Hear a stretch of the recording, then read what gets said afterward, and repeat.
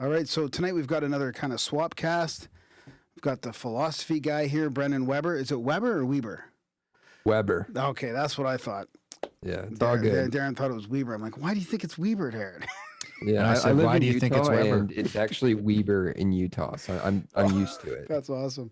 It's very much state by state. It's very interesting. Right on. So you got a degree in philosophy, and you've been doing this Philosophy Guy podcast about, especially when philosophy crosses, I guess, or as concepts raised in our cultural and entertainment environment. So super interesting. I'm listening to your show, and it's good to talk to you. Thanks for coming on. Yeah. Thank you for having me. I don't know where we want to start. I mean, we're in the philosophy category because there's nowhere else to put us.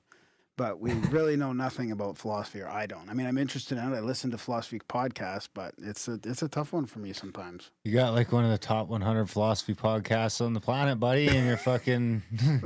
Yeah, I don't know anything. So why don't we start there? Can you give us your definition of philosophy? No pressure. Yeah, I mean, there's even that. That's what I like about philosophy is even that discussion right there is kind of up for debate. But basically, I kind of just look at it as, to put it in the simplest form, is just a way to go into inquiry about the why questions, like answering why to all of these things, and just like kind of just a general inquiry into knowledge. And kind of like the reason I got motivated for the podcast and is I see philosophy as really important, not just philosophy in general, but maybe more importantly, as in like a cultural sense, because you kind of got it right there, where I'm trying to apply philosophy at this more basic level, I guess you could say, and connect it to these like cultural and entertainment things. And in the sense of philosophy as in critical thinking and just having a dialogue and a discussion and just trying to just find new ways to think about things. I think that's just something that's really important for philosophy and also just discourse in society in general. So it's kind of my motivation there, and that was kind of a roundabout answer, but I would say that's kind of my way of telling you what philosophy is. Yeah, and when you put it that way, it makes sense to us because that's kind of what we've wanted to do too. We're asking the why question. Like I don't have a lot of the answers. I have more questions now than we did at the beginning, but it's about the why. Yeah, it's like questioning everything to its deepest root, I think, and that's kind of what we do here. Yeah. So I think it was a good fit. That's what put us in that category. Yeah, and it's definitely not that. What my answer was not the academic answer. Like the academic answer would be more so like around wisdom and that knowledge route. But yeah, my motivation behind the show isn't necessarily that. It's just seeing it philosophy as broader than that academic sense, in the sense that it's a way to think about things and critically think about. It doesn't even have to be about philosophy topics like what is the meaning of life. It doesn't have to be about that. It can be your way of thinking about, bringing even ideas from philosophy and bringing it to political issues and social issues and just discussions with people in everyday life. And that's kind of that's what brought me to philosophy and why, I kind of been trying to do it even after I've graduated here. So that's why you started up the podcast to keep talking about that and getting that out there, getting that discourse out there. Yeah. So that's a good question. So basically after I graduated, I was like, okay, the job market, I'm still probably going to do this, but I want to get my master's but I also know the job market for philosophy professors is horrendous right now. So I was like, okay, I can't allow myself just to jump in. So, I have like a kind of like a regular job, and then also just, doing this as a hobby to kind of stick with it. And also just, I thought that, I'm going to do this stuff anyway for fun, basically. And, trying to find and write and all this stuff to connect philosophical concepts and blah, blah, blah, and overanalyze movies, which is part of the thing I do on my show. So I thought, you know what, I might as well start a podcast on it. And, some people would be interested in that. And it's caught on a little bit. So that's kind of my motivation, is just I want to stick to philosophy and continue to develop my own thinking and share my thoughts if anyone wants to hear. And hopefully they do. And if they do, they do. If they don't, they don't. That's kind of the way I went into it. So, yeah. So go to the People's Encyclopedia. Okay. And see what the definition of philosophy is. Philosophy, from Greek, philosophia, literally love of wisdom. Yep. is the study of general and fundamental questions about existence, knowledge, values, reason, mind, and language. Such questions are often posed as problems to be studied or resolved. The term was probably coined by Pythagoras, 495 BC. Philosophical methods include questioning, critical discussion, rational argument, and systematic presentation. So Yeah, there you go. That's cool. That's definitely the academic answer, and that's why I wanted to come on your guys' show is I've kind of attracted this more philosophy heavy audience, but also the point of my show is to bring people into philosophy. So I'm kind of glad you guys said that, where you're like, okay, I'm in the philosophy section, but I don't know a lot about philosophy, but that's exactly what I'm looking for is I see philosophy much broader. And that, to kind of get into another motivation is the problem I saw when I was in college was philosophy is very much like, yeah, you can go into it even in your undergrad. You can get into some deep stuff, I guess you could say, and even in the nitty gritty on the issues of discussions. But yet philosophy still kind of in academia and PhDs and professors, it's very much on this ivory tower in the sense that, undergrad is really the only place people are seeing philosophy or hearing about philosophy or hearing about philosophical ideas. And I wanted to kind of join these other good podcasts and being a little bit, I don't want to say basic, it's just more of kind of discussing some interesting questions or interesting films and looking through it with a philosophical lens, because there's other great shows. I don't know if you've heard of them. You guys are in the philosophy section, so I was going to ask you about some of the shows you were looking up to in a way. Yeah. Philosophize This is one that he covers. He's done by Stephen West, and he covers basically, he just went through like the history of philosophy, all like the big periods in philosophy, and covered all those from Aristotle, Socrates, Foucault, all the way through history, right? And okay, I was like, okay, that's covered. He did a wonderful job. I didn't want to do that too much because it's like I didn't want to cover things that are already covered because although I like doing this stuff anyway, and 10 people could listen, I'd probably still do it. I still wanted, I had that motivation to grow, right? So, and then there's like another one I would recommend is Partially Examine Life. They go and analyze a text. They'll go read like a text for the week, and they'll go and have like a group discussion, and people can just listen in on it. That's like an interesting way to do it. And then I realized there's another one. I just went on Embrace the Void, the Political Philosophy podcast. Those are some good ones. But I was like, there's all these deep movies that people like, Christopher Nolan movies, right? Most people have at least seen one Christopher Nolan movie. The Coen brothers, those type of movies, those deep movies that people, they go on the internet and they're like looking for theories about. And a lot of times, there's a lot of good theories about those films, but there's also concepts in those films that relate directly to philosophy, and kind of extracting those and kind of explaining them and going a little bit deeper into those I saw it as kind of like this bridge into philosophy for the more general public and general audience. And I also didn't want to do just because, honestly, I don't have the credentials, I don't think. But like a Sam Harris type thing, or what Jordan Peterson's kind of grasping on to, that wasn't my thing. I'm not really the quote unquote academic, at least not yet. So I was like, okay, what is my area that I can do that people will, care about and help them connect to philosophy? So that makes sense. Kind of where we're at. Is Philosophize This worth listening to? I've always wondered, because I got the book. I got the Philosopher's Handbook. I've been meaning to read it, but I'm always meaning to read it. Yeah, I would check out. I mean, especially Intro to Philosophy is if you haven't done it maybe since undergrad, or didn't even do, maybe only had to take like one intro class undergrad. Philosophize This is great because he goes through like basically each person throughout history, and kind of just gives like he does multiple parts on some episodes, but gives like a 20-minute overview of their thoughts and their thought process and their ideas, and also kind of relating from like person to person throughout history, as we went from Socrates to where we are now with like this more postmodern, modern philosophy. He does a good job of connecting how those ideas develop throughout time. So that's why, I would definitely recommend Yeah, it's incredible how if you want to learn about anything at all, you can find it in podcasts. Like that sounds like a a history lesson in philosophy that you can get for free, probably. Just whatever there's you want. a lot of good stuff out there, and that's the other reason I was motivated is because podcast, like YouTube's another thing. You guys have kind of jumped on some of the YouTube stuff, which is another whole complicated aspect. But podcasting, it's so simple. Is someone could get hosting and podcast hosting for like $10 a month. And if they have something interesting to say, they can spew whatever they want for $10 a month. And like, might as well. Yeah. Oh, what about Periscope, man? I mean, I could just go like this right now with this thing and a bunch of people start. Actually, we're on Periscope. But, just recently we got the TriCaster.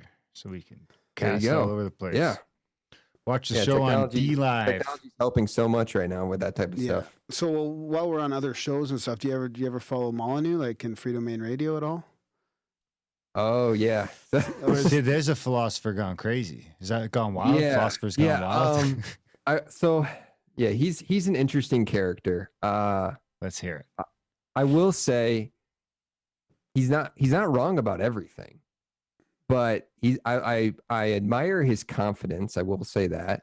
But yeah, he's one that he's a good way to introduce you to philosophy. It's one of those that, I don't know, another example in history. And honestly, I don't know where your audience lies politically or anything. But all over the place. All over the place. Yeah. Good. That's perfect. I'm pretty much all over the place too, and I can talk about anything politically. So that's I like to describe it as left on most things, but right enough to be right wing, considered right wing by most of the left. That's a big crowd right now. Yeah, that's a big crowd. No, that's the place to be right now, honestly. But but. Yeah, so like Ayn Rand, I think it's an example of Molyneux it's Ayn Rand for like the libertarian circles. I have a lot of problems with her philosophy. I don't know if that we get into probably too much of the nitty gritty, but let's just say there's some issues with her philosophy. And I plan on doing an episode at some point on my podcast of why. So that's not just like an empty statement. But she's like a good intro, like all of her problems about considering like self-interest being a virtue and all that, all those problems with that statement on her part. She's an intro with her book, Atlas Shrugged, into libertarianism.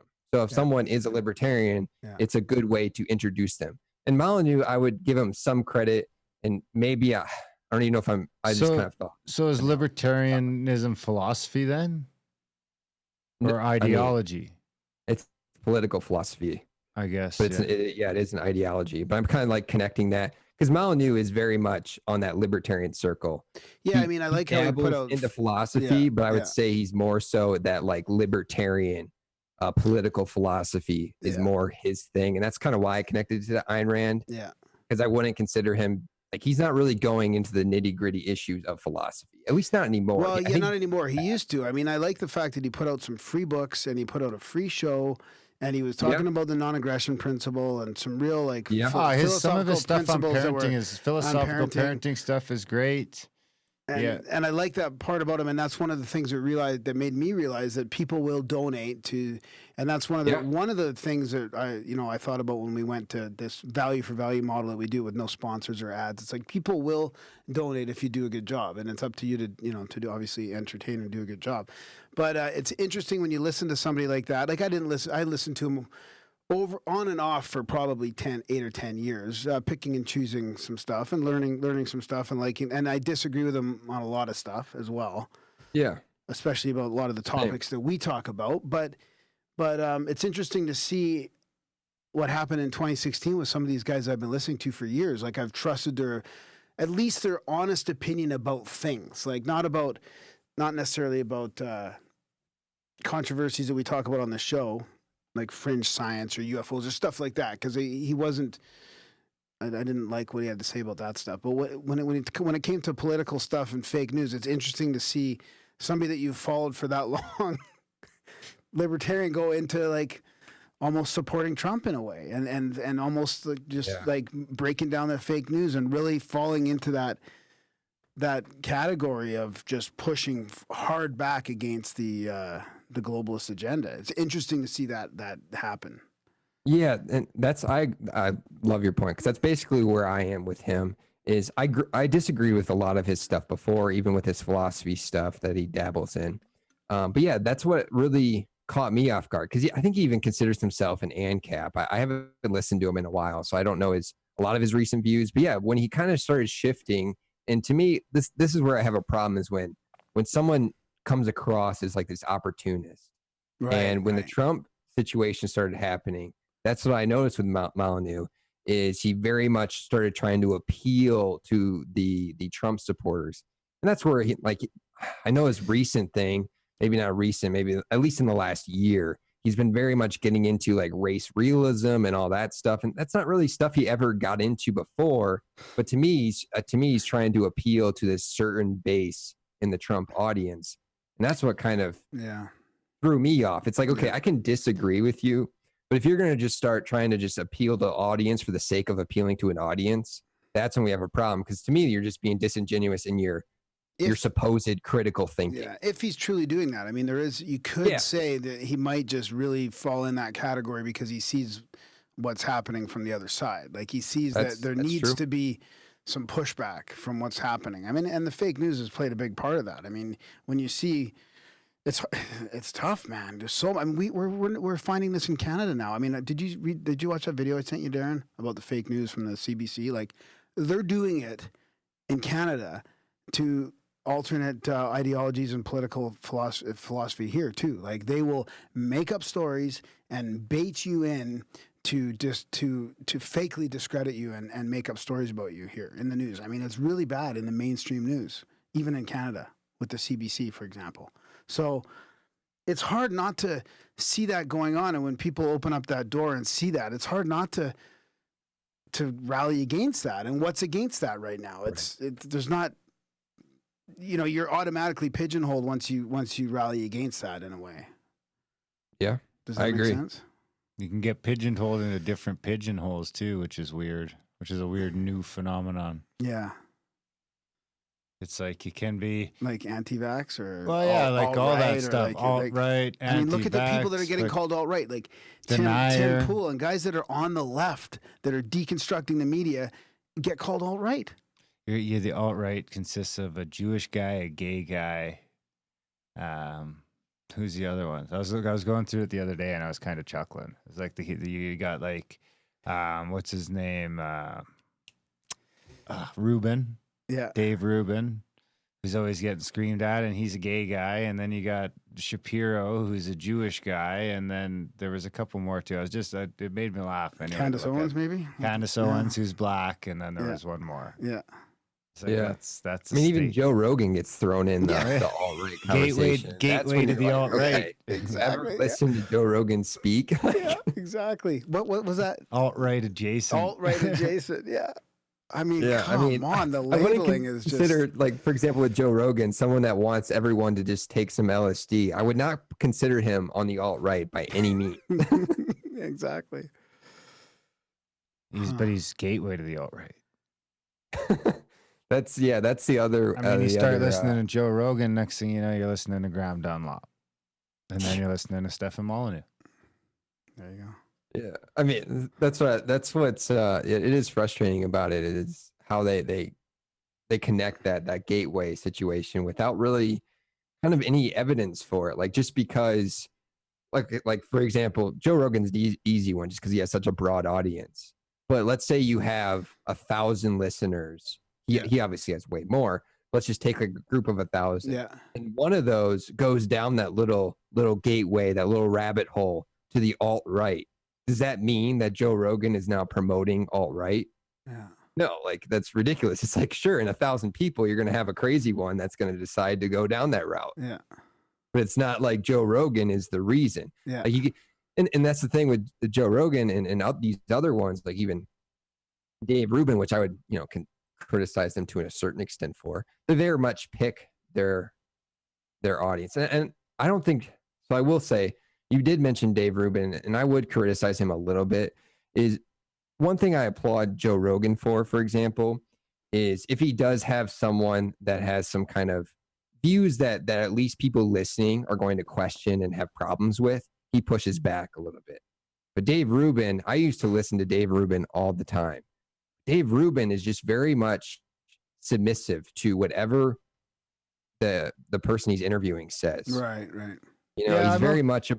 I think that's a style, though. You know, I mean, I don't even listen to Ruben, but I mean, we kind of do that here. I mean, I got a little triggered on a couple of things. There's a couple of things I can get triggered on: flat Earth, vaccines, a couple of things. Oh, so okay, yeah. So here I'll push back slightly. Is I agree that I applaud shows that do that, and that's like their message. Like, you guys would fully admit that you do that, right? Right. Yeah. Like, people come to expect that coming in. Right. But Dave Rubin, I think, is a little bit different because he comes in and says, "Oh, we're just having like a discussion of ideas," and he brings it out as very much like a discussion where he's like pushing back and he's very much involved, but he's just not. And then he also kind of very much picks and choose.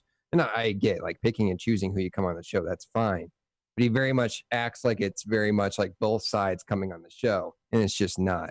And this is someone that used to be a fan of Dave Rubin. It's just something I've recently noticed in the past, like, I would say year and a half or so. Yeah, interesting. That I wish, he'd kind of, you just change a little bit or kind of evolve his interview style. Yeah, that's interesting. Or at least be straight up, like, you got, like, we'll talk to anyone and have them have their say, which I think shows like that are absolutely needed. I have no problem with controversial ideas being put out there. Right. Well, yeah. Well, it comes to just start not letting your personal ideology get in the way, because or your personal philosophy for that matter. Because at the end of the day, you could be fucking wrong about everything. Everything you learn, like in 100 years, they're gonna be like, holy fuck. Look at these 2019 guys. They just have no fucking clue. They thought this, they were doing this. That's what we do when we look back 100 years. We're like, oh my God, what are you throwing people in jail because of the shape of their head? That's science. Yeah, exactly. That's so true. So, especially the health stuff and across the board, just the ridiculous things that people believe and extrapolate on that. And to a certain extent, who am I to tell this guy that he's wrong, unless it's a moral issue. If it's a moral thing, that's different. See, for me, I think you have a moral obligation to step in. So, no one's going to come, you can't let, racists or anything like that, racism like that, or any sort of violence. Discrimination, it's when it gets to violence, we're not going to spread any of that. But at the same time, I'm not proud of myself for how I behaved on our Flat Earth show. Even if I think it's ridiculous, that's not what we do around here, unless we're setting in to do that. And we do that from time to time, or we say we're gonna hash it out, and we do that in the black budget sometimes. But it's tough sometimes because we all do have our personal philosophies and expectations. Yeah, and that's a good point about, because like the Flat Earth thing, there's some ideas, because this is something I've kind of come evolved on a little bit, I guess, because to me there is some ideas that are dangerous, and those are like the very kind of obvious racist ideas. If someone's basically borderline promoting genocide of a race, like, obviously that's a problem. You probably shouldn't have platformed any it, right? race. Any race. Yeah. If they want genocide of any race. Yeah. Well, just making sure that. Oh, yeah. But then like something like Flat Earth, for example, like it's harmful if the majority of our population starts believing that, but I have enough confidence, I feel like, in our population that won't become an issue. But yeah, it's like, okay, if you want to platform them a little bit, let them have their say. So then to me, it's like, okay, people can see some of the ridiculous arguments they're making. And that's where it's like, okay, like, because there's some ideas like, but you got to do that without arguing with them too much. I think I got a little out of line with Weiss. I told him this is my show. Who says that? Yeah, my show. That's okay. He told you to use your adult brain, and that triggered you, obviously. So you got a little bit of work to do on that. But here's the thing: is what I think what you're saying is, that's what I was going to ask is. So what about the racism? If there's hate speech, if there's that kind of thing, like, do you force it underground through censorship, or let it be shot, let the light shine on it so people know that these things are out there and these people are out there, and let let us deal with it. Like, let the public see that for what it is and deal with it. I mean, I'd rather know that the guy next to me is a racist than him, hiding it from me and going underground, Right. So like this is where I'm very much split on this. I completely see your side on that. And I don't even know if this is actually my position, but like let's like not take it to the extreme of genocide, but someone that's like an obvious racist that wants to separate the population, blah blah blah, that type of stuff. Like real, like so, no like speculation, like that this person is, let's say. Right. Like maybe I don't know, slightly more extreme than I would even, let's say like a Richard Spencer. I mean, he's honestly probably I would put in that category. So like, let's say someone like him, maybe let's just, for the sake of this, let's say a little bit more extreme than for sure. Just for the sake of this, like, but you have like a platform and you're putting these ideas out and we expect people to think they're ridiculous. And I think most people would. Yeah. But let's say there's someone that, they're kind of on the fence, right? And you put those ideas you put them on like a popular show and where they're getting like 10,000 listeners in 1 week or something like that. When we do that, to me, it takes those people on the fence and brings them over when maybe they never would have. Where and what I mean by that is when it comes on a show that's seen as like a popular show or seen as legitimate and all that type of stuff, all of a sudden people start seeing that viewpoint as some sort of like legitimate viewpoint to hold. Okay. Like, yeah, people might think it's ridiculous, but wait, they're on this show. People hold those ideas. Okay.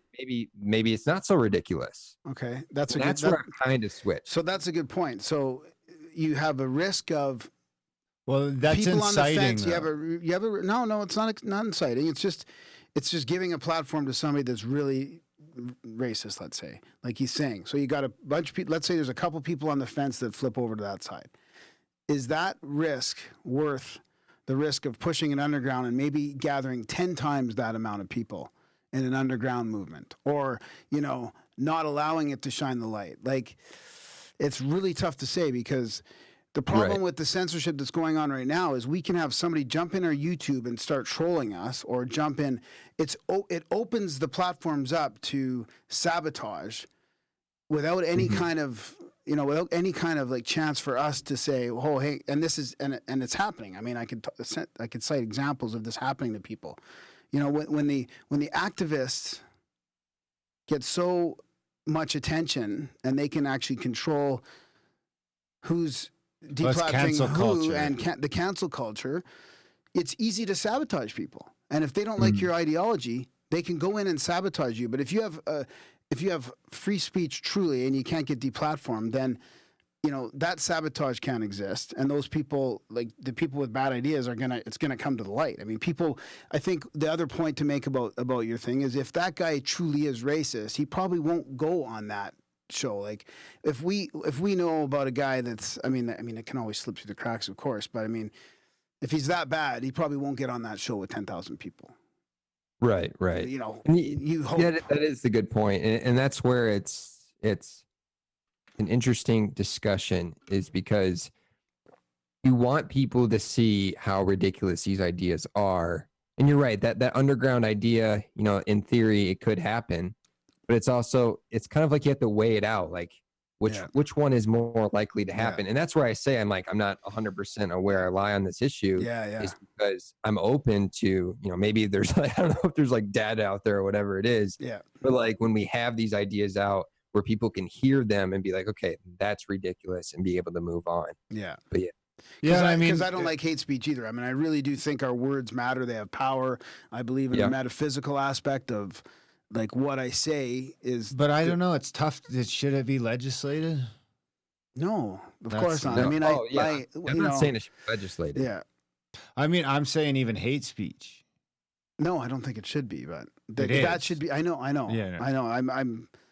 I don't like it, and I because don't agree with it, but I don't think it should be controlled like that. On a philosophical level like that, when you talk about, not giving people a platform because it might push people over the edge, well, And depending on what the issue is, I mean, who's to decide what that edge is, and if it's better or worse for the greater population to go over that edge. Right. Exactly. I mean, Well, yeah, who that's decides where what's okay I'm for at. the society? and who can control, like, let's say these. And I'm not these- talking about on a race thing. I'm talking about on something, for a good example is the vaccine thing, where you can't have the conversation anymore. You just can't. You get labeled, you get shut down, and it's, we've decided that that's not okay to talk about as a culture. And if you do it, you're going to get, deplatformed or shut down, or, there's just, I mean, that's a little bit more scientific than the cultural stuff. The cultural stuff scares me more in a way. Well, actually, it's a different type of fear because you have these activists now that can label people for no legitimate reason. Like, they're calling people racist. They're calling people, Nazis. that's a good whatever. example. Like how you can justify punching somebody in the face because you think they're a Nazi when it's ridiculous that they're a Nazi. I mean, there's very few Nazis that are gaining any kind of ground here. It's calling somebody in a red hat a name like that and allowing yourself to punch them. I mean, that's just way past the line. So how are you allowing activists to do that, and yet on the other side, science from vaccine safety is not allowed to be discussed? I mean, those are both pretty critical issues to me. Yeah, and I will like to clarify. Like, I'm not saying this should be. Oh, no. No. We're Yeah. just philosophizing. Yeah. We're doing philosophy. Yeah, 'cause I'm very much one are that. we doing it right? Yeah, you definitely. Yeah, you are, because that's the other good point you bring up, though, is to clarify that is also to say, to me, people should start looking at it through that framework. That just because you personally don't agree with something does not mean the government should be legislating it, right? And that's very much where I'm at. Like, yeah, I have certain political views, but I'm very much open to not like just having the government demand these things just because to me, it's just a dangerous, slippery slope to go down. Yeah. But that's where, kind of going back to the motivation behind my podcast is it's very much trying to get this dialogue going again, to be able to have conversations, even though I'm not really getting into controversial ones, more so that you guys try to get into, which I do think, has a necessary We didn't place. even try to get into those. It just sort of happened. And some of the topics that weren't so controversial seriously, 5 years ago. Have. And but yeah, that's what I mean is it comes down to a personal choice of, the person doing the interviews or person that wants to have the discussions. And also it's just like there's a fine line between, like I said, the vaccine issue, the flat earth issue to me are on a different spectrum than, say, like the race issues. Yeah. Because the other thing to think about is, I mean, if someone can do, if we can start deciding who can and can't, this guy's too right or too left or too black or too white or too whatever to go on that show that has 10,000 a week, then how far are we from saying, well, there shouldn't be any shows that have more than 100,000 a week, because that's just too much power for a show, even. I mean. Well, and the other thing is too that some racism, like there's a lot of people discussing that,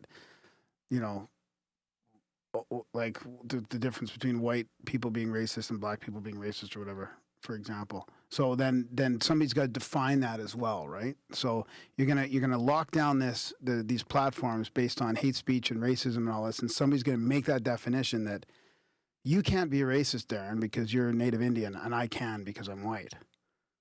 What? Yeah. I can't be racist? No. Well, you better tell that to a bunch of people on Twitter.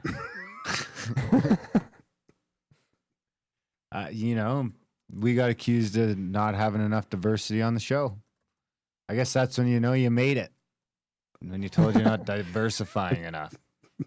No, that's when you're doing something right, is when you finally have a lot of haters. Yeah. So what made me think, I was listening to your podcast, how you analyze movies and stuff like that too, and then kind of along the same vein, I was wondering I got two kind of things to ask you. Is how does the influence in TV shows and movies affect philosophy and our culture? Like, we've had a couple of episodes where we talk about the injection of content into movies and TV shows from companies that are actually companies that are somewhat funded by the government as well, but also the Department of Defense and other like real government departments. So that affects our culture through entertainment. And then the other point is also about science and like the dogma of science and how the science of consciousness, for example, or where we're at right now with quantum physics and consciousness, and the materialism to me is sort of falling apart over the last 5 years, at least since we've been paying attention to it. Slow down. But how does that affect isn't philosophy? falling apart. It is falling materialism. apart. No. It's moving over. It's moving over. It's moving over. So that other stuff, it's making room on the step for other people, other not people, but other things than materialism. Because I mean, this stuff is great. And that's not materialism. Well, I'm not talking about that. That's engineering and stuff, I right? guess, Like but no material products. I'm talking about you as a material person. It took materialistic philosophy to come up with those it's gadgets. Kind of your brain. It's kind of your brain. Don't point at me. Creating your. I'm not really pointing at you. It's kind of your brain creating your consciousness is what would be, I think, in materialist. It's more of a philosophy still. I'm not talking about. So you're thinking of just straight on where does consciousness come from? Materialism. Yeah, in a way. Well, even if your brain's just a receiver, it's still. No, then it's not, because the materialist aspect of consciousness, I think, is that your brain is creating that. As opposed to. That's where I lie. It's definitely, we want to get into that combo, but to, I guess, ask what your question is for sure here. So basically, you're asking like how movies and TV shows are possibly influenced by the government and how that influences culture? Yeah, maybe. Yeah. Or philosophy. Yeah. Yeah. Let's start with that. Yeah. I mean, I agree. Like that's a tough one. Cause I'm very much on the end that, for example, like Hollywood is very much on the left, where business world is very much on the right. And the idea of like maybe like a conspiracy of, the government, because I guess you could say the government does fund, like, and even on the state level, the government does fund movies and whatnot. But I also do think that like it comes down to the director that was already influenced. So where that origin of the influence comes from, I think we could have a discussion about that. But I do very much think the directors still do have a lot of power, especially with the movies I kind of analyze. It's very much, they're not, I wouldn't call them indie movies, but they're very much indie-esque movies that became popular and like a big time picture studio picked them up. Yeah. So that's where it's like, okay, and how it influences philosophy. I don't really think it influences philosophy. I actually think it's flipped. I think philosophy very much influences, maybe indirectly, movies, where that's where I very much applaud like particular directors, such as like Christopher Nolan or the Coen brothers, because I think they were influenced by, like the Coen brothers, I know they like studied philosophy in undergrad. So very much influenced by various philosophical ideas they read about, and they tried to insert them into movies. And the reason I like to use movies is because movies, just like you kind of read a book, you read a book from front to back, right? And a movie is very much like that same complete picture. It's almost like this full picture argument for you. And it provides like storytelling with that. And that's why I see it as a very good medium to discuss these ideas, because it makes it like an entertaining way to do that, and that connective bridge there. So yeah, that makes sense. So would you notice then if like for example, there's a Lear Foundation that has its hands all over some scripts, like you can see it like a mile away, injecting stuff that doesn't make sense for the narrative, and it's just basically SJW kind of stuff. Some of it's fine. Right. I mean, I'm not disagreeing with all of it, but it's just it seems like it's out of place in a lot of, or forced. So would you notice that in movies, and that might be part of like maybe what's philosophy has influenced that. I mean, maybe that I like the way you put that. It's the reverse. It's like the current philosophy is influencing entertainment in a lot of ways. Yeah, and so I do agree. It's like kind of like, how do we clarify where it's coming from? Yeah. Because I've like kind of recently come to the idea, because I used to think, academia, like they write all these papers and no one reads it, yada, yada, right? Yeah. But then I kind of realized that, sure, not a lot of people are reading it, but those like few people that are reading it might have a lot of influence, and that influence transitions, and it has like this ripple effect in culture, and that you very much see that in the movies then. Yeah. So going to the SJW stuff, you do very much see that in Hollywood movies. And I would even say in some like war movies, it's very much propaganda to promote war in a sense. Yeah. Yeah. And have even some like obvious ones. We can even go to the Christian route. There's what are they called? I think it's like peer flicks or something like that. They do the God. I don't know if you've ever seen the God's Not Dead movies. They do those. They do the very Christian heavy films, and it's absolutely funded by, you know, Christians and whatnot, right? Yeah. You have these various groups and organizations and whatnot funding various film production companies to produce a movie that they might like, right? That's a good point. Yeah, it's coming from all sides. Yeah, it's kind of like where is that line at where it's like directly being funded and becomes propaganda? Yeah, that's a good point. It's like almost like a melting pot to me. Yeah, that's a really good point. Yeah, I mean, especially, I mean, start looking at the documentary scene. Yeah, and exactly. it's just like, oh yeah, you know, 90% propaganda. I mean, from all angles, right? Yeah, I mean, from all sides. Yeah, by its nature, I think most documentaries are propaganda. Whether you like the propaganda or don't like it, you know, I mean, you get the odd ones that are like, you know, this is how a whale does stuff, and this is how, you know, the tides work. I mean, that's not, but, you know. Otherwise, they're really trying to push a narrative or an agenda by showing one side of things, really. Absolutely. Exactly. So to bring up, so it's funny you brought up documentaries, because I'm very much, I agree with you that pretty much any documentary. And I love documentaries, for the record. Same. Oh, same, for the record too. But still, it's like I like your point about propaganda is, you know, propaganda can be propaganda, yet propaganda can be true, right? But also just documentaries that just spin it. You can still spin the truth. They're on this certain narrative, and to kind of use a show, for example. I don't know if you guys watch It's Always Sunny, but there's this episode I that see them all. they do you? Well, I seen them all before. It was one of my shows for sure. I still got them all on a hard drive someplace for sure. It's one of like 6 shows that I still pull out and watch once in a while. It's like that one and like Arrested Development. Oh yeah, yeah. So they do this episode on kind of making fun of documentaries, or at least this segment, and not to like spoil the show, but their commentary on documentaries is something I found really funny. Is they talk about how, you know, you start at the, like, let's say it's like a 10 series episode, and they start out and they like raise all these questions and like, oh, maybe, let's say it's like about a murder. And they say maybe this person did it, or maybe this person did it. And all along they know exactly who did it throughout the whole series, but they wait till like the last episode of the series to reveal it. But they're kind of like spreading all of this like false information almost throughout the series of like, oh, maybe it was this guy, even though if like in the end we know it's obviously wasn't, but like, let's hype it up and like keep spreading this and make this guy look bad or this girl look bad. And that's kind of just the way documentaries go to an extent, especially like the murder and crime mystery ones, which I always kind of find funny. Well, yeah, I mean, all of them really, whether it's, a lot of them are narratives that, you know, I tend to agree with. The documentaries, I'm watching documentaries that are pushing narratives that I tend to agree with. Right. And, like and when they like don't, sometimes I get chamber. mad. I'm like, fucking David Attenborough, I don't want to hear about your global warming, you know? I came here to hear about the ocean or whatever, but anyway, I digress. So what about the materialism then? Let's get into that a little bit. Yeah. So like on the consciousness side? Sure. Yeah.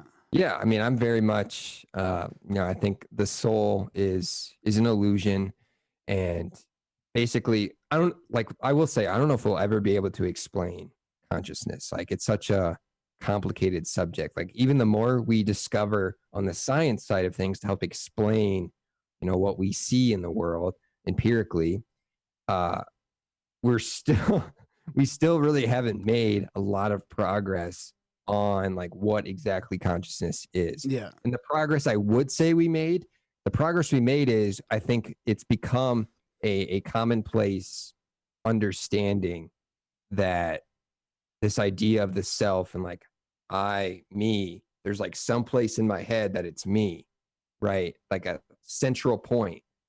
That's just not true. Right. But we can get into why. But is that what you meant by materialism? To clarify. Yeah. Well, I think the aspect of consciousness being non-local, like we've just done over the last 5 years, and some of the experiences I've had as well, just with whether it's your consciousness leaving your body or out of body stuff or spiritual aspects of it, and a lot of the science around that. I mean, we've got So it's still I got a local. book right here about an end to upside down thinking, and like just all these scientists that are pulling up all the evidence to show that consciousness doesn't just reside in the brain, like it's more of an antenna type thing. And I wonder if everybody would say science is a science. There might not be room for philosophy in science because science is a process, and it's a strict process of trying to find the truth that way. But maybe philosophy influences science because we know there's a lot of paradigms and culture dogma, influences and science. it's more of a scientism in a lot of ways now. And Yeah, I'll stick up for philosophy on that end. So philosophy was very much like the beginning of these various other like scientific inquiries, right? And science or in philosophy was that starting point. the And hypothesis, right? I mean, look how at- do you even start without it? Exactly. So what you brought up is like the scientific process, and to me, that's very much a philosophical process. So what I mean is, like philosophy is this very much like broad spectrum of ideas. Like it's a broad discussion of basically anything you want to talk about. It's become specialized in academia, but doesn't necessarily have to, in my eyes. Where like science is very much, to me, more of like this specialization and extension from philosophy. You get what I mean? Yeah. Yeah. So they're still doing philosophy, and that's why I'm very much that science and philosophy should not separate. They should be working together to have those discussions. Because like, I don't know, you brought up the out of body experiences. Like I would say science and philosophy would not deny those, but does that really provide evidence against the idea that, your yourself, the feeling of yourself, you as an individual, me as Brenden, right? Yeah. That is coming from my brain. Like you can have an out of body experience. Like we have evidence the brain can produce that experience. It's still connected to doing it. But that's where the evidence does show that you're not in your brain because your body, your consciousness, your mind even is somewhere else in another location, and you're seeing that location. You're evidencing other things to prove that you're in that location. You're not in your body. And the problem is, you said science wouldn't necessarily disagree on philosophy about that, but that's where I get into the materialism aspect. Is right now we're stuck in the paradigm where mainstream science does not think that's possible. Like out of bodies and all this stuff aren't. But I mean, you're seeing this is where I think it's falling apart because you're seeing scientific evidence all over the place showing that there is something to that now. That's what I mean by materialism. Yeah. Okay. Yeah. So I guess kind of get what you mean, but it's like almost like maybe those scientists that disagree, because I feel like I'm at least partially agreeing with you. Yeah. I feel like those scientists probably should just do enough acid and they'll have that experience. I don't know. Acid didn't help me in that regard, but nothing helps me in that regard. I mean, I don't have any personal evidence of that. I got some. I could pull some stuff out of the drawer over there that'll get you over, but we can't do it. We can't unless we can find. Take you to another dimension. Yeah, we'll be back in 20 minutes. Well, do you have a better way to explain that? We'll what be I'm back talking in about? 20 minutes. Yeah. Maybe you could just Brenden could just watch us like fucking lie on the floor for a few minutes. A better way to explain what you're trying to explain? Yeah. I think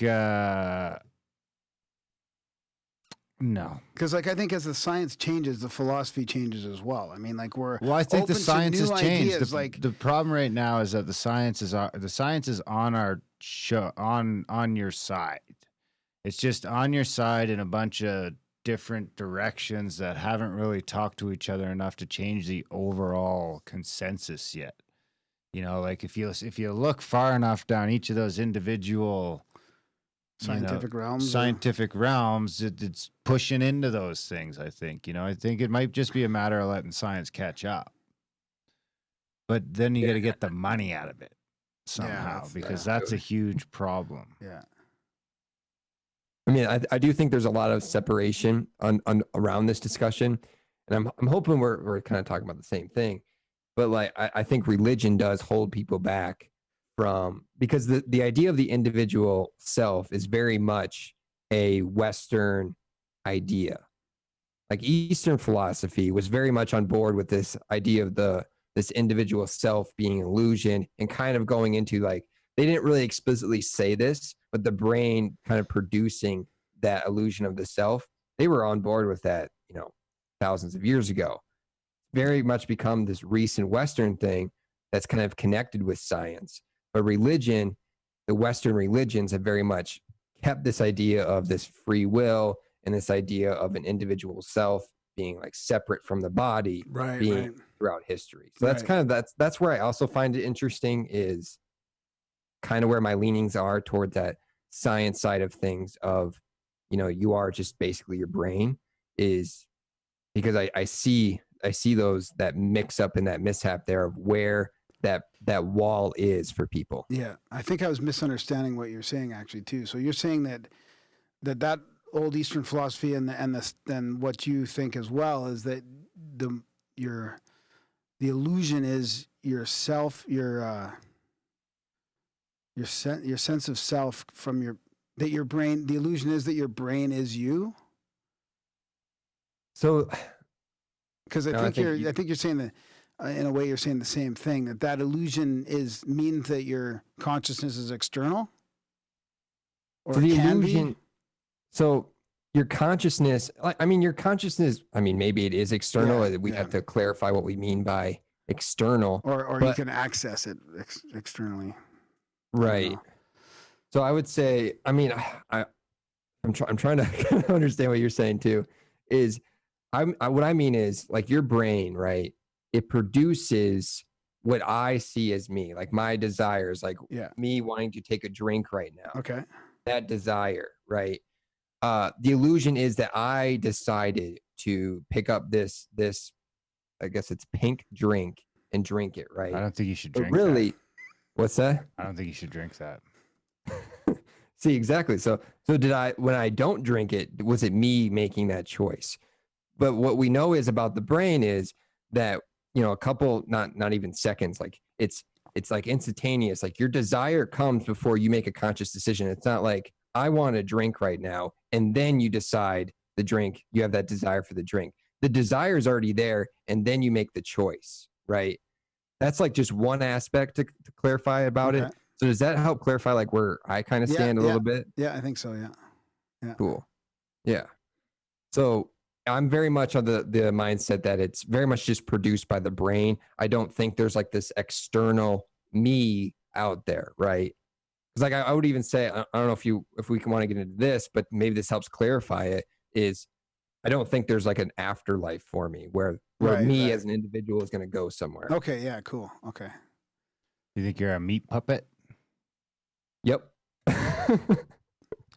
That's So one way to go. would you be open to evidence that shows that Oh yeah, absolutely. I just don't. afterlife or reincarnation or Yeah, or, I mean, or connecting to, and what I meant by external connection is some sort of download from the Akashic records or from your higher self or whatever other thing that there is, that it's not just all in here, that you're pulling from something else as well. Probably just all a simulation.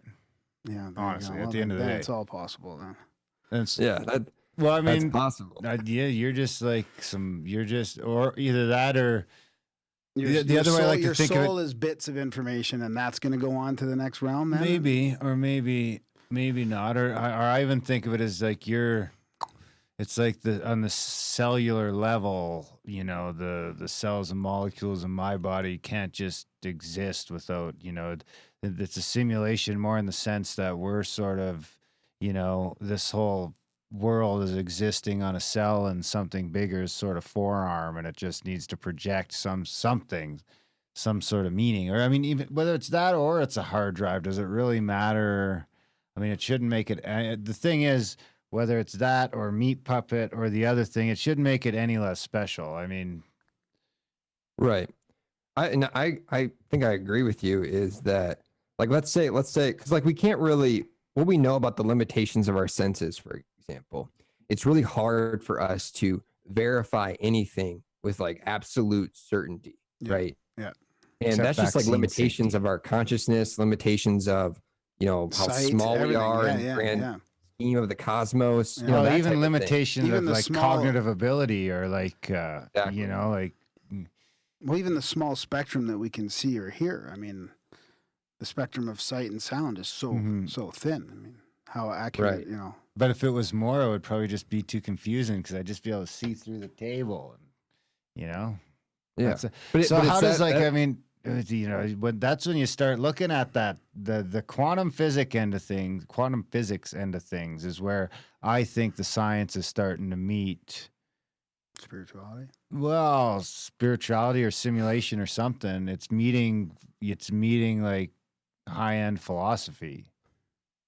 yeah, I would agree. Like, are you talking like, Well, I'm talking about it all, like entanglement. Like this table is 99.9999% not here, and so is my finger, and it's actually just two fields interacting with each other, and it's all Yeah. just a fucking bunch It's of fields. always the table in that example. Well, what else Always. is here? No, You no, wanna from use your everybody forehead? else too. Okay, Yeah, it's yeah. always. and I would agree that the science and philosophy is very much interacted. And some people might find this controversial just because of how misinterpreted this idea has become is postmodernism.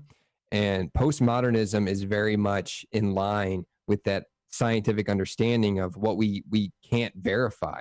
And these kind of, it's like humans have this inclination to want to have like this absolute truth, this meaning, yada, yada, right? But it's just like we can't verify that. We can't know where that is. And science has come to this agreement. We also have this philosophical idea that has come to this agreement. Unfortunately, we have people like Jordan Peterson and even Sam Harris jumped on board with this. They connect that postmodernism with like this, for some reason, they connect it with a political ideology and neo-Marxism. And anyone that's listening that's interested in that, I very much want people to go and look at postmodernism because it's not what it's about. It's not So about. Did you say it was unfortunate? They were unfortunately connecting that, or Yeah, fortunately? because I don't think you should be connecting Yeah. postmodernism Yeah. with neo-Marxism. Yeah. They're not compatible. But what if you don't need to verify the details of that, but you can just verify what we're not? I mean, like, I Right. feel like we don't need the answers, but we know that we're not just this physical incarnation or Right. carnation. Yeah, and that's where I'm at because like I would consider myself very much like kind of like a David Hume style skeptic, where, like I said, like that's where you brought up, or would I be open to this like supernatural? Not I won't even say supernatural, just the external me out there, right? Yeah. I would be open to that if we have evidence for that, for sure. Yeah. Like I'm not closing that off. Yeah. And I'm very much of the mindset that, yeah, you have to be open to these various things because we cannot verify with absolute certainty pretty much anything. I would say anything. I would even go that far. But we can verify things as more likely than other things. Yeah. Have you listened to much That's Skeptical? where you can even get into morality and stuff like that. Like people have a really hard time saying like objective morality doesn't exist. I mean, first we'd have to clarify what subjective and objective means. Yeah. But you can also say that with like, it's not necessarily a bad thing if objective morality doesn't exist. And if someone says objective morality doesn't exist, they're not saying that we should just automatically become nihilists and start acting like complete assholes to each other. That's not what that person's saying. They're saying that, okay, there's like this spectrum of moral ideas. We can't know what the best ones with absolute certainty are, but we can reason through and use evidence, maybe use data, whatever it is, like whatever your moral stance is, like whatever you want it. Maybe it's happiness for people or the least amount of suffering, whatever your moral compass is. Okay. Maybe it's even religious. You can throw that in there. The idea is we can have a reason-based discussion about what the best one is, even though we can't say that it's the absolutely the best one. Yeah. That makes sense. Yeah. That's a good point. Yeah. Yeah, that's good. What were And you I gonna think that ask? just kind of have you applies listened to across the board. Have you listened to any of Skeptical? I don't think so. Who runs that show? Alex Sakaris. Yeah, he just gets really into the weeds on a lot of that NDE science and stuff like that. You might get a kick out of it. Yeah, a lot of Definitely, the consciousness stuff. If he tries to get you on the show, just don't go. It's a fun show. It's a fun show, but he can be a little he's not as easygoing as the Grimerica guys. Like if you said that on his show, oh boy, he'd be like, no, it'd be good. He'd be pushing back. I mean, Yeah. he might Actually, convince you might of the like it, evidence. I mean, actually. I can't might cite yeah. I can't cite the stuff that he can. I just we've just talked to a lot of people that have supposed evidence that tells us otherwise. So it's just interesting to talk about. I mean. Yeah, so he would be on the opposite end of what I just said, basically. Of I think so. Yeah, on the opposite end of there being no proof that we aren't something outside of our physical body. Right. I mean, yeah, it's like that's where and that's why we have these discussions and disagreements. Exactly. Yeah. It's great. It's like there is this. Like, I don't think it's just like this obvious answer, right? No, and I mean, That's the where- funnest part is having the discussions, and that's the Yeah. crappiest thing about the discussions starting to get shut down. Yeah, and that's why, like what I just put forward, a lot of people would immediately want to shut that down. And I also just like when I have this discussion with people is, I don't want people's just like desire for some sort of objective truth. Because like when people have this desire for like this objective truth that they just know with certainty, and that's why religion becomes so appealing. And when people have that, like I agree. I get why they do that. It's like when you have this objective truth, when you have this objective religion, objective God, whatever it is, whatever you believe is absolutely true, almost 100%. That is where you extend to be able to have meaning. And then that's where, if we want to talk about what philosophy boils down to, philosophy very much boils down to that is people are just trying to answer the question of meaning. Like, what do I do before I die? And people are very much afraid of this idea that maybe there isn't this objective truth out there. And when they hear that, they kind of freak out. But I want to remind people, like, just because we desire to have this objective meaning for ourselves, if that's what you desire, it doesn't make it any more valid and true. And that's why that's what I'd like to at least put across to people. Yeah, that's interesting. I can't. I don't understand why people need an objective truth. I mean, I don't think we're like that, Darren. Are we? I mean, I think we're pretty open to following the data and having rational, reasonable discussions about the stuff. But well, as far as the data can take you, anyway. But I do have a couple. Bunch of life is subjective. Yeah, but I do have a couple overarching objective truths like that I feel like after doing the show. Well, because even like the objective morality is going to come down to I mean, there's going to be morality is going to be built in.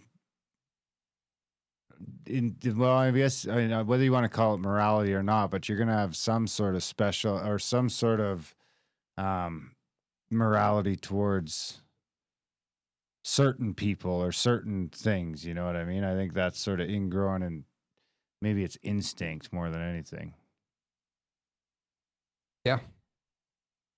I wonder where instinct fits in on that. Yeah, you could probably argue that a lot of what we do originally started with instinct. And then we kind of slowly stepped back and thought about it and thought about why did we have that instinct? We just gotta throw a baby in the woods. You mean like each person or in like our evolution? Both. Yeah.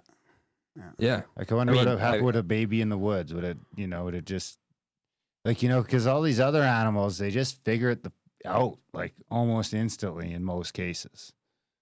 Or within a couple of weeks, they know what to do. And they're just, you get the weird 100th monkey thing and all that. But even on a level of knowing to look up and watch for birds and stuff like that, it's just, it's uncanny. And humans don't seem to have that.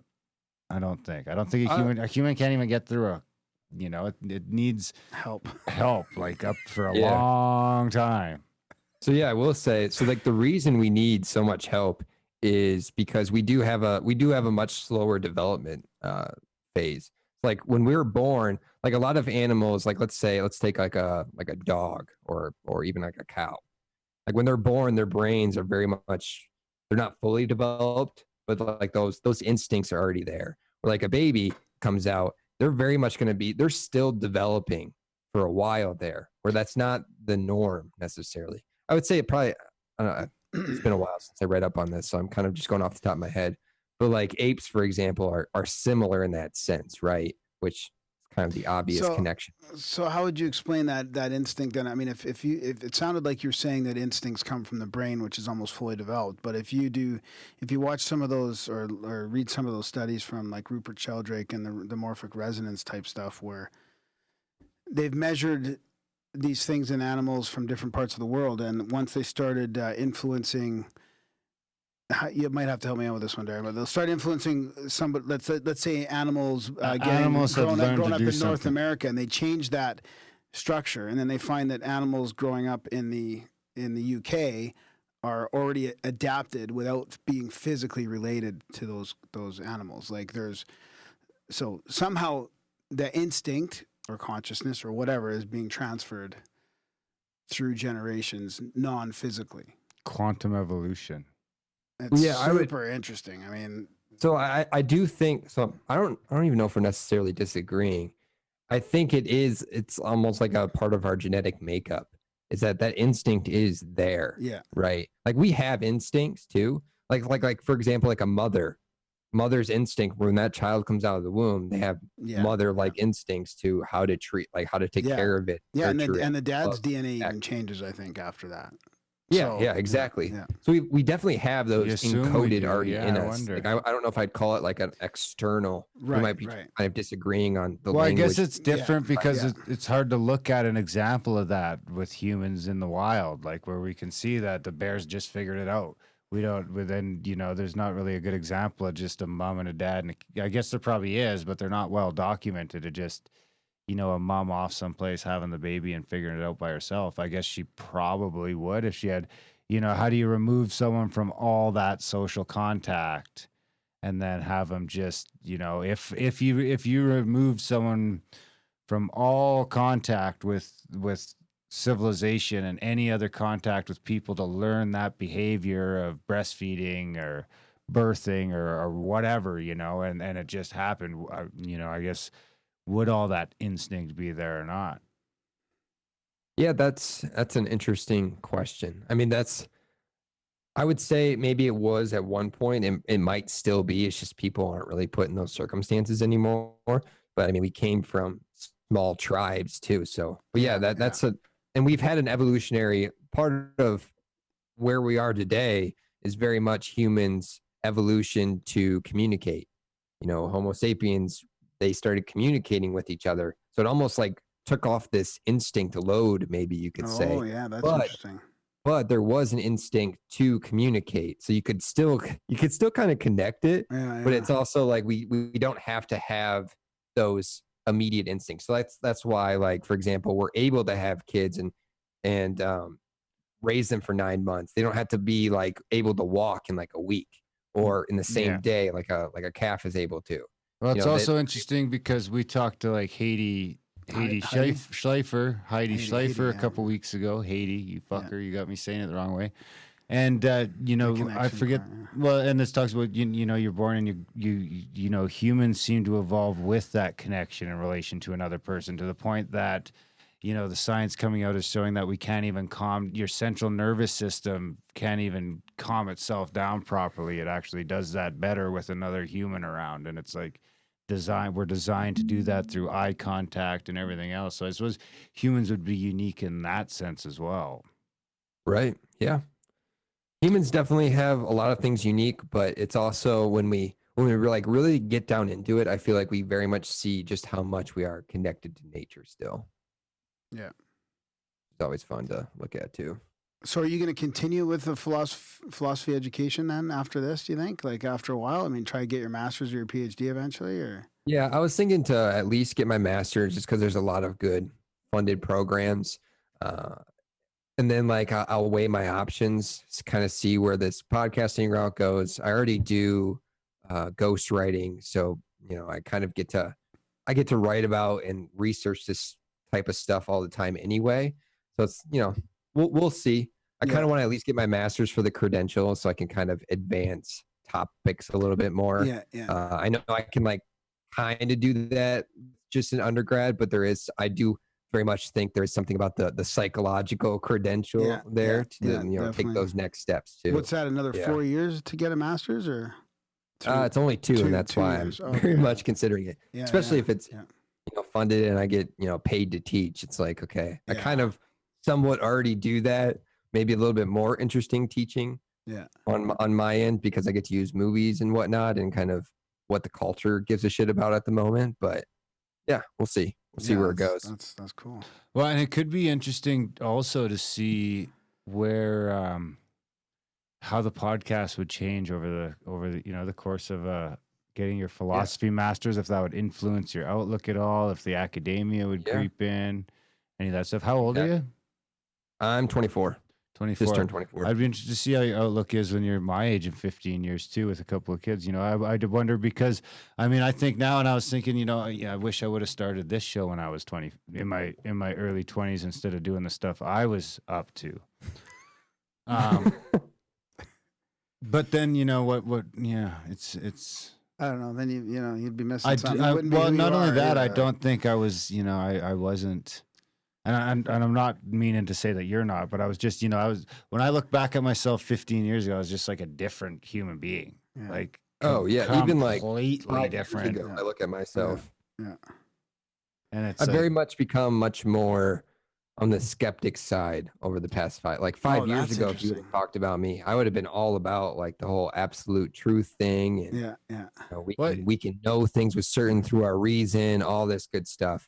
But, and the reason I say that is because when, from 24, or probably from like, I'll even go further, from like 15 or 16 till probably like 30, I was a pretty staunch skeptic. Yeah, on everything. And that would rate down to atheist, like that full on biological robot, atheist, no soul, all that. So it's you flipped to the other side? I'm flipping. I'm flipping. It's a flip. Flip-flopping. Yeah. Doing the podcast definitely over 6 years has changed my outlook on a lot of things. Having kids, dealing with death, dealing with just life, getting humbled by life multiple times and just some of the experience. Most of all for outlook and stuff like that are just some of the conversations on the show and just seeing some of the things that some of the things that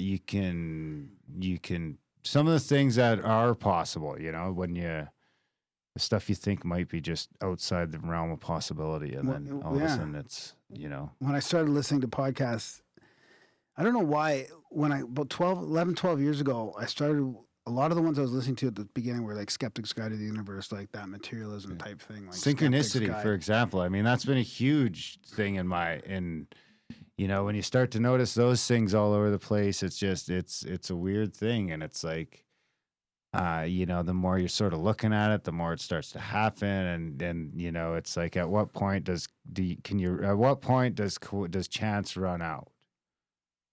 But it's never, you're not winning lottery or anything like that. It's just these little things that are just, you're like, what in the chance fuck? of it, yeah. And Especially I'm not going to get into all that here. On the show too. We had listeners send in their synchronicities that are quite incredible. Like they just cannot be chance or coincidence. Interesting. Yeah. Because then I wonder, what's my outlook going to be in another 15 years? Yeah, I went through that phase of materialism with the podcast, and then what got me was, any kind of evidence to whatever UFOs or consciousness being separate or whatever. It was just denounce, like name call, kind of like, and I'm like, what? Eventually, I was like, I can't listen to this anymore. Like, I want to know more about, what these people are talking about, and not just denounce it because it doesn't fit in your scientific paradigm. Yeah, that's what turned me off of that. Well, yeah. Well, because you know what the other thing that gets you thinking about is we do that other show, 13 questions, and it's just like, you could answer those questions once every couple of years, and you'd have different answers, and it's an Yeah. interesting. So do you think you're academic? When did you finish school? I finished undergrad 2 years ago now. So do you A think little over that 2 years ago. do you think that helped like transition you to more of a skeptic from just academia? That's a good question, and that's something I've actually contemplated myself. Is honestly, I wouldn't give academia that much credit. No, I wasn't saying it in that way. No, but what I mean by that is, like, I was very much on the political side of things when I first got into undergrad because I have a political science degree too. Okay, yeah, That was very much on the political side of things first. Like that was my go-to thing. Yeah. And political philosophy actually got me into philosophy. okay. So I kind of gradually made this transition. I was like, okay, I'm actually more interested in philosophy, still interested in politics and all that stuff too. But I just kind of like having these type of discussions like we had today. And I feel like philosophy is just like a good central point to kind of be able to do that and kind of have these fun combos, right? Yeah. And I would say that what undergrad did was introduce me to philosophy because I do make fun of gen eds quite a bit, but I have to admit, I have to give some credit. I had to take philosophy for a gen ed, and we started talking about political philosophy. I was like, okay, I don't get to talk about this in my political science major as much. Let me go take some more philosophy classes. And then it kind of went from there, and I kind of just went down, we talked about rabbit holes. I went down the rabbit hole philosophy and, kept asking why. And that's where I've gotten my stances. And I have no doubt my stances will change like you were talking about. Yeah. But yeah, it will be interesting to see. Cause like I've done this myself. I look at myself even, 3 years ago. Yeah. I've gradually become more skeptical, but I would say skeptical in the sense that I'm willing to consider these, interesting stories like you guys have been bringing up and willing to pay mind to them because I don't know what the fuck's going on. Yeah. Or you can't swear. That's like very much my mindset is to not use the skeptic language or anything like that, or, but it's very much of like, there's a lot of stuff in this world that I don't know. I'm going to try to pursue the knowledge to know as much as I can, but I will never know enough. Yeah, and skepticism is good. I mean, I don't want to come across like it's bad because it is, especially nowadays where there's so much, there is a lot of, I don't want to go back to that again, but there's a lot of, proven fake news and propaganda, and there's a lot of lies out there. There's a lot of deceiving, and I try not to fucking, I did it again, sorry. I'm just kidding. I try not to, hang my sword on anything like that and just wait and see how everything shakes out. I reserve the right to be wrong on everything I've ever said on this show. And I probably said some stuff I shouldn't have. And if I go over the course of my life, I definitely said a bunch of shit I shouldn't have. Yeah. Same. Yeah. But these days, I don't think I said as much shit that I shouldn't have. It still happens, on a daily basis or at least a weekly basis, but at least it's limited. Yeah. As much as possible. I could be wrong about everything, though. Mindset has changed too. Is I very much like I'm not as assertive as I used to be. Where like I think I'm right for sure, right? Like I have opinions. Obviously, everyone has opinions, and I try to make my opinions as strong as possible. But I'm also always willing to be open to new information and be wrong about things, right? Yeah. And I do. It's not like I'm saying like ideas are on this even playing field. Because I know we already kind of alluded to this and talked about this a little bit. I'm not about that either. I do think there's good ideas and bad ideas still, right? It's a hierarchy of ideas. Yeah. Find that happy medium between, paying mind to alternative evidence and also just being able to have like a coherent worldview to keep myself sane. Yeah, that's a good point. Yeah. Yeah, I mean that's all you can do is try and keep some sort of grip on reality as you hurl through space. Yeah. Or sit still on a flat disc, whatever it is. Sorry, David. Right. He's never listening. Anyway, Yeah, it's probably a good spot to wrap it up, eh? Oh, yeah, it's been almost an hour and a half. Yeah, wow. It's been a great conversation. I mean, I Yeah, go it into was these fun. things like without a strict topic. I don't know if we're even going to have anything to say. So it's awesome to be able to just go back and forth and chat about stuff. Yeah, it was fun. Because honestly, I didn't prepare a lot for it. So, but yeah, you guys, I'm always down to have these convos. Just let me know. Yeah, right on. Keep in touch and good luck with your podcast and all that. And yeah, Yeah, we'll do. And thanks again for having me. This was a lot of fun. no problem. It's Yeah, good. yeah. Have a Awesome. great night, Brenden. Come back All right. anytime. Yeah, have a good one, guys. Okay, take care. Yep. That was our chat with Brenden Weber. I almost said we were. I know. I don't know what it is with you and names. It's a thing. I know. It's a thing. That was fun. That was good. That was a fun one. Yeah, I always get a little bit nervous when I don't have. Well, because You just always get nervous. No, I'm How not nervous are always. you for Graham Not Hancock? always. Fuck it. No? It's okay. Yeah. That one's nothing? No. Oh, interesting. No, So I've you're heard more of enough. nervous- Like, You're because I can't just comfortable. do this on my own, right? Oh. With you, and if we have a guy on like that who I haven't, it's not like he's, he doesn't have a spiel. We're just having a discussion. So it's kind of up to us to bring stuff to the table too. And it's just You have I plenty to can't. bring to the table, buddy, okay? No, you know what I mean. I feel like I'm skimming on the surface of a lot of shit, and I just don't know, 2 inches down on anything. That's That's okay. sometimes the feeling Just I keep- get. just Just keep cram, throwing. cram, all these different topics for the podcast, and hopefully something coherent comes out of that fucking mishmash man. of stuff. Well, I'm sure you said a couple of coherent things You know what I mean? over the course of the podcast. No, I know what you mean. You get nervous if you have to feel like you have to carry the show or carry the conversation with your own antidotes. Antidote? Experience? Anecdote? Anecdote? Antidote, that too. The antidote to the anecdotes. No, but that and was fun. That antidotes. was fun. It was That was a great interesting to one. hear, like, it's interesting to hear the more of the postmodern kind of materialistic view in a way, and just push back on that a little bit and see how that goes. I mean, it's really, really interesting.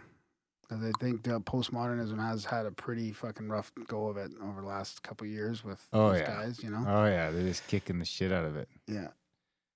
Anyway, yeah, big thanks to Brenden for coming on the show. Check out his show, The Philosophy Guy. I think that's right? Yep. There'll be links to that links in the show notes. notes. I'm going to check out that other one, Philosophize This, get my head wrapped around philosophy, see what it's all about. I got the Philosopher's Handbook too. I should just read it. It's got some Plato, some Socrates. Yeah, that's all that. kind of like that guy's podcast, going through the ages and talking, Yeah. summarizing each one's view. It's yeah. like fucking 6 inches thick. Really? Yeah. It's called a handbook and it's 6 inches thick. Yeah. Should be a textbook. It's not a handbook. It's much more like a encyclopedia. textbook. Yeah. Anyway, check out all Brandon's stuff. Review his show, rate his show, listen to his show, download his show. Actually, I got a philosophy book too. It's probably in storage. I should have it in the studio, and it's kind of got a summary of all the different topics. So I'll look for that one day. The bookshelf's going to be full again. Yeah, that's good. Yeah, we Yeah. are full. But yeah, bookshelf's full. Yeah. Excellent. Awesome. Need more books. Yeah, guys, check out. Thanks for listening. We appreciate all you. Yeah, we mentioned 13 questions, so you might as well just mention it now. Yeah, too. check out the 13questionspodcast.com. Not the, just 13questionspodcast.com. But we're trying a real interesting thing with not outsourcing. Open sourcing. Open sourcing. Open sourcing. So people like we've had a couple people subscribe now, and they're able to get their own podcast in the feed. We're going to interview their own like idols or heroes or people that they respect or whatever, and get their own. Like Darren says, immortalize that into the feed of 13 Questions. Immortalize it in podcast. podcast We history. got 2 episodes a week coming out. Boom. Couple hundred Some listeners pretty already. deep questions. Yeah, it's a great show. Check it out, 13questionspodcast.com. And while you're on the internet, typing stuff into your search browser, if you can, find it in your heart. Head over to grimerica.ca/support. Sign up for a monthly on Stripe or Patreon or PayPal, or do a one-time donation or whatever you can do to help support the show. It helps us pay the bills. It helps us move forward and plan. And we got some ideas we want to do with some infrastructure down the road, and it just helps us feel appreciated, loved. Yeah, because it's more about the feeling, though. It's more about the planning, for sure. Yeah. But still. Yeah. If more people I feel supported the appreciated, show, I'd be definitely. less sick of podcasting. Emails Well, are you good get to all make the you feel that emails. way too. I don't get the emails. Thanks for the emails. Send them to Graham at Graham at Grimerica.com. Grimerica.com. Yeah, lots of I don't want feedback, an email. stories, sightings, synchronicities, experiences with extended consciousness. Yeah. Afterlife, OBEs, NDEs, stuff like that compile into a big pile of evidence that shows that we're not just created in our brain. There you have it. Anyway, do all that stuff in the show notes. Check out the show notes. Whatever pod you play or you're on, you swipe left or right or whatever. You're going to find the show notes. You go through there. There's a bunch of stuff. Review the show. Rate the show. Share the show. Text the show. Email the show. Text the show. Call, leave voicemail. Call the voicemail line. Support the show. Newsletter. Sign your friends up to that. Sign your friends up to the newsletter. Without them knowing. They're like this. That's a good Easter present. So it's Easter coming up. Sign up all your friends to the Grimerica newsletter. You just got to go grimerica.ca/news. There's a little box there. Type in an email address, enter. Email address, enter. Email address, enter. And is there any way we can make it where they can just like copy a whole bunch, like put your whole address book in there? no, that's usually kinda, against that sort of thing. It's pretty spammy. Yeah. Anyway, do all that great stuff.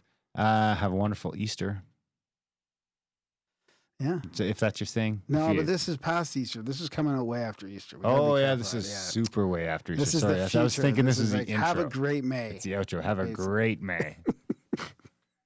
Thanks for listening. We'll be at the cabin when this comes out. Maybe. Yeah. Possibly. We'll see you next week. Do you want to do an intro tonight or just on Friday? We could just do it on Friday. Yeah. It's already. It's getting late. It goes by so fast. It's already 9:30. Yeah, let's just do it on Friday. I haven't had supper. Yeah, let's just do it on Friday. We got lots of time on Friday. We got to say goodbye to the live people too. If there's anybody there. Oh. Hey, thanks for watching, listening, all that good stuff. All right, guys. We're not going to do an intro tonight. We're not It's doing getting an too intro late. We'll tonight. do it Friday. We're going to be in studio on Friday. Actually, some of that might be live, eh? Huh? In studio Friday day. Maybe. Yeah, maybe Friday morning. Well, day. Well, morning. I had to be home by like lunch. Uh-huh. I Are got to you cook a gonna have like turkey. 9 to 11 or something? I was thinking like 9 to 12. Really? Okay. Then I got to cook a I was turkey. thinking like 12 to 3. 10 to 2. Yeah, I'm going to cook a turkey. Yeah, guys, thanks for tuning in to the live show. We'll see you maybe Friday, maybe next week.